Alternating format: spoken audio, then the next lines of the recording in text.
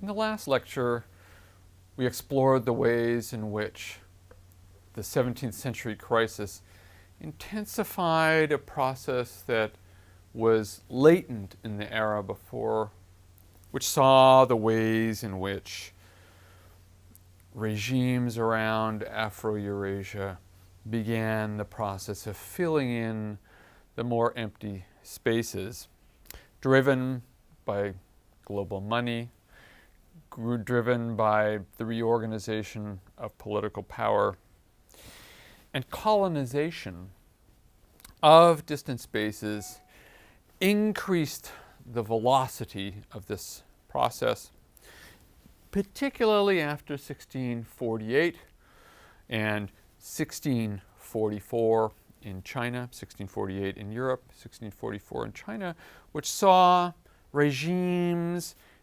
across Eurasia resolve a set of conflicts and extrude their conflicts outwards. So they resolved their inner regional quarrels, in some cases bringing down old regimes to give rise to new ones, which then intensified the rivalries across the landscape of Eurasia. This lecture is going to be about the ways in which these empires created frameworks for people to see each other in new, and in some cases reinforce old ways of viewing other peoples, in part because they were brought into more intense and intimate contact with each other. And the result was a shift in the way people saw each other. One way in which this happened, an example of this that I'm going to come back to at the end of the lecture, is through a simple everyday product that we, like coffee in an earlier lecture, we take for granted now, and that is tea.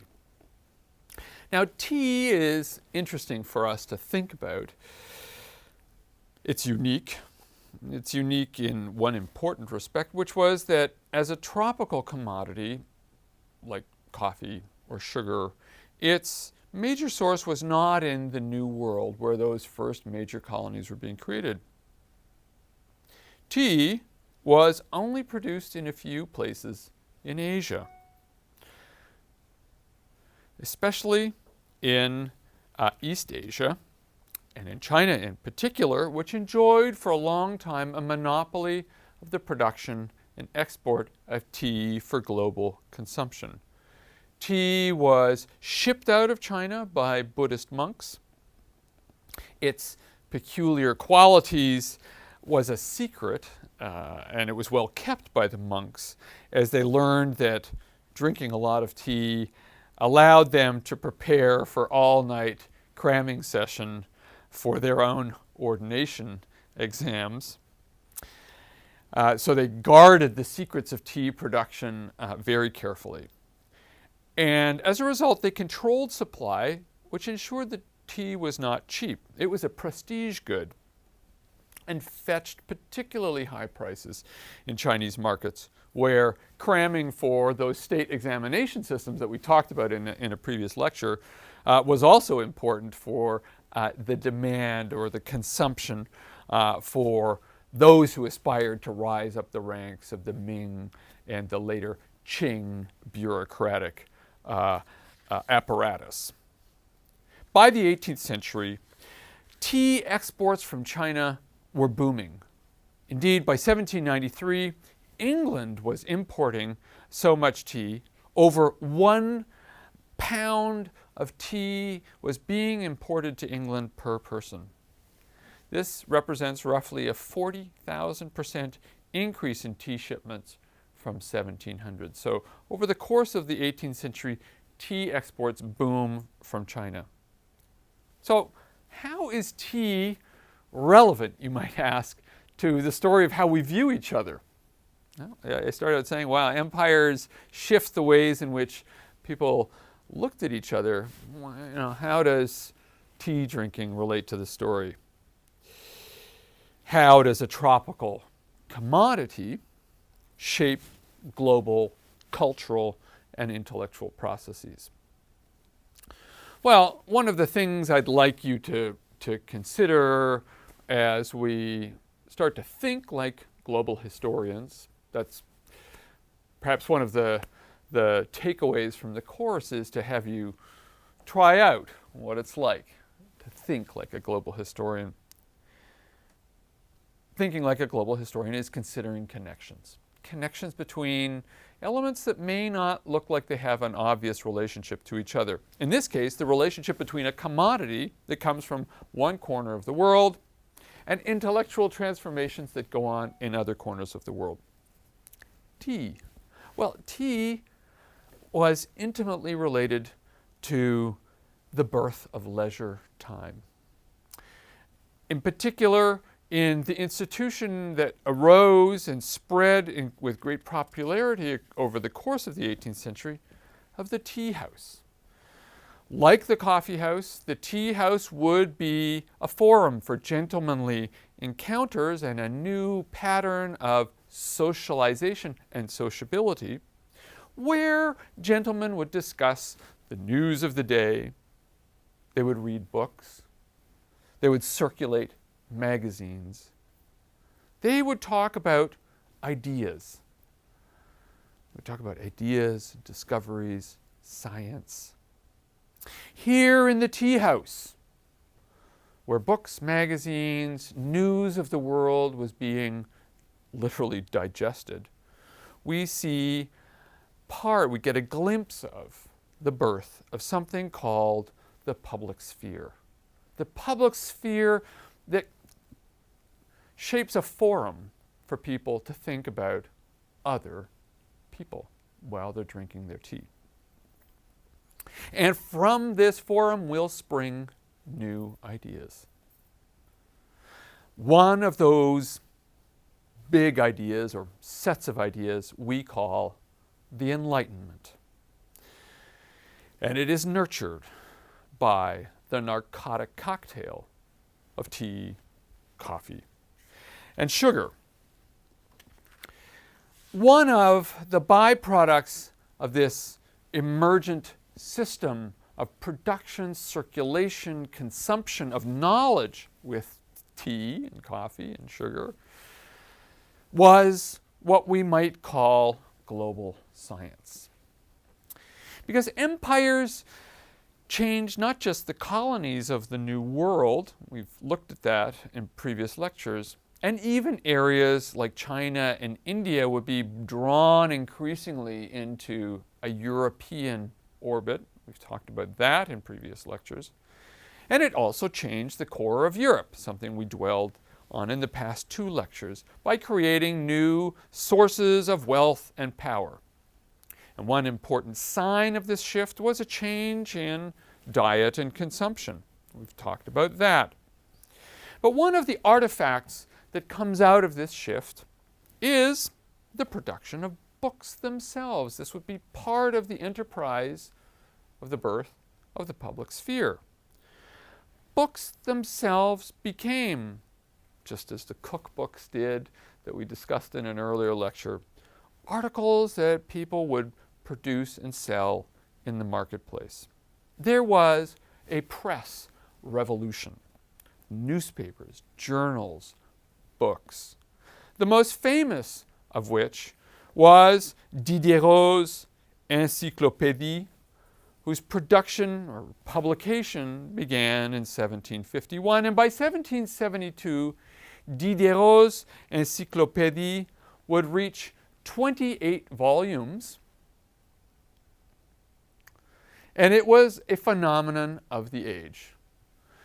Diderot and the producers of the Encyclopédie were part of a pioneering process, the beginnings of the mass production of books.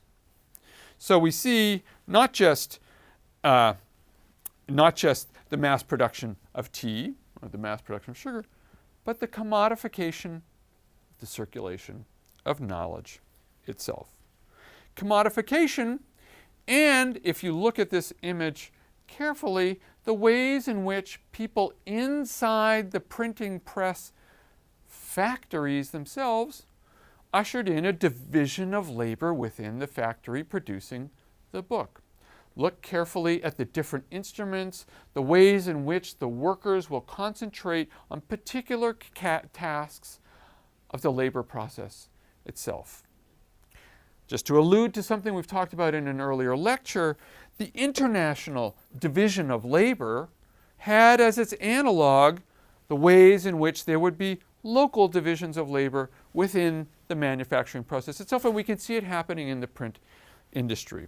The effect would be to lower the cost of books, to lower the cost of magazines, to fuel this press revolution. Now, what did Diderot claim when he imagined the enterprise of producing an encyclopédie? Consider the word, encyclopédie, encyclopedia. Valeria, what do you think of when you think of the word encyclopedia? I think of a compendium of many parts of things coming together. Yeah, that's in fact what Diderot aspired to do. He called his project one devoted to, as he put it, the enterprise of collecting all the knowledge scattered over the face of the earth, unquote. All the knowledge scattered over the face of the earth.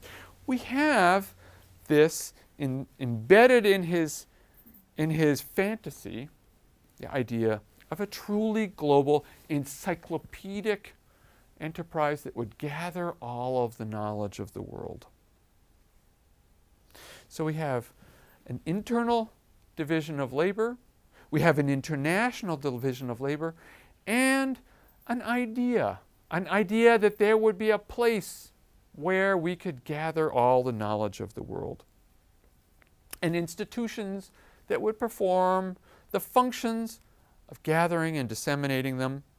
Libraries, book lending clubs, reading circles, many of them transacting through the tea houses and the salons of Europe and Asia. In the backdrop was a shift in the ways Europeans then would set forth into the world. If da Gama was a plunderer, by the 18th century, a different kind of character was sailing and marching around the global landscape. Now, exploring and discovering new worlds with a different purpose in mind. Right? They weren't necessarily sailing into Calicut to skim the wealth off the surface of another powerful society. No, this time they were going increasingly to study other people, to understand the world, the scientific expedition. We know that there were precursors before the 17th and 18th centuries to this idea of going out into the world to learn something about other peoples. But by the 18th century, this idea of a scientific expedition, exploration, to discover, to bring home knowledge that could be harnessed for mass consumption and commodified, was an 18th century urge. One of the greatest icons of this process was Captain James Cook. In particular, his voyages into the South Pacific galvanized the European imagination, sparked a kind of fantasy of the heroic scientist, mariner, explorer venturing out to bring home new knowledge. Cook was sponsored by the Royal Society to bring back the flora and fauna from the rest of the world for Europeans to study. The Royal Society in Britain, paintings, etchings, everything that could be brought back, he sought out. New species, exotic animals, plants, bugs, insects, kangaroos, what the giraffe was once to Chinese dynasts the kangaroo was for the biologists and botanists and zoologists of the 18th century. Well, Cook didn't only stop at gathering animals and plants, he also took people. People, natives, were also part of that landscape that we need to know about from the European imagination. He also brought back then peoples, native peoples that he encountered, particularly in the South Pacific. And he ran into problems eventually, and the islands known now as Hawaii, because there he tried to take captive several local chiefs, and the islanders of Hawaii ganged up on this man of reason, this man of science, and stabbed him to death. Actually, I should say that when the news arrived, and this is where global news is part of our story as well, his English fans, those who fantasized along with Cook about the promises of science and discovery, were shocked and dismayed. The funeral for Cook when he finally came home was an ostentatious affair. But Cook, it's worth bearing in mind, was only an example of a larger pattern of efforts on the part of Europeans to reach out into the world, to study it, to systematize knowledge, and classify it into the scientific categories that Europeans would invent.